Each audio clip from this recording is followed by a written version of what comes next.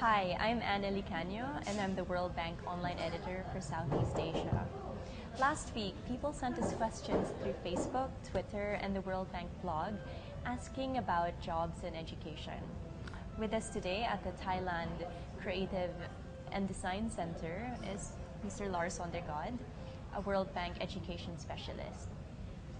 Thank you for joining us, Lars. My pleasure. So we have several interesting questions from around the world. From Brazil, Gustavo asks, what kinds of skills and experiences are considered valuable in today's job market? Well, the answer varies, of course, industry by industry and country by country, region by region. But a general answer to it is that employers are increasingly looking for a broad skill set in their employees, and this means critical thinking, analytical reasoning, and life skills. In Thailand, we did a survey of Thai firms and asked what are the key skills you are having a hard time finding in potential employees. And the number one skill that they were having a hard time finding was English language skills. This is somehow related to the second question from Kirsten in Singapore. She asks about academic skills versus life skills. She asks, our education system is very academic-centric. How can we compete with graduates from other countries who may not come from universities that are as strong academically, but who produce graduates with skills that make them stand out? Well, I think the lesson for everyone in university is that given that firms are looking for this broad set of skills, to make sure that journey through university, you as a student take responsibility for building more than just academic skills. And so that means making sure that outside of the classroom, whether on an internship or on some campus activity, volunteering on the sports field, with your church, you are building some of these life skills that you can then demonstrate to potential employers that you have. From China, how can graduates from non-famous universities compete with those that graduated from well-recognized schools?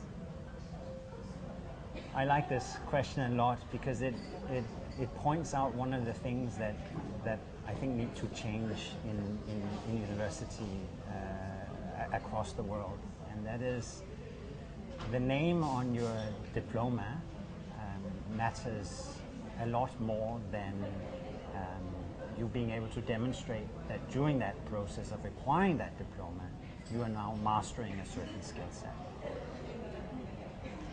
And how can fresh graduates who have no working experience know that the jobs they are looking for are a good fit? I think the lesson for everyone who has just graduated or about to graduate is that the workplace or work life that they are facing is a very different one than our grandparents they faced. In the sense that the first job is likely not to be the job you will stay in your entire career. Most of us will be moving from firm or employer to employer, maybe even change careers several times in our lives. And the important thing, I think, is not to look for the perfect fit in that first job, but rather to make sure that the process of graduating is not an abrupt stop to acquiring skills, but that you quickly get involved in some activity that keeps building your skill sets. We still have many questions, but unfortunately only time for one more. There has been a surge in university enrollment in some countries.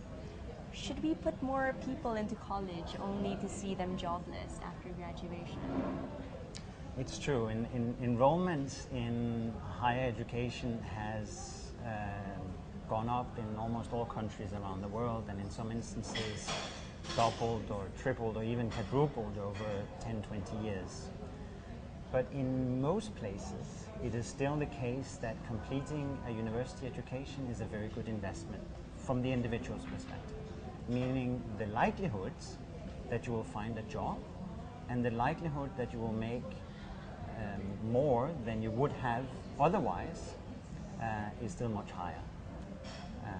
Now, this may not be the case forever, as more and more people they graduate. This may change, but it is still the case that completing university is a very good investment from the individual's perspective. Thank you for your insights, Lars. Lars will answer the rest of your questions through the World Bank blog. Thank you very much for watching World Bank Live.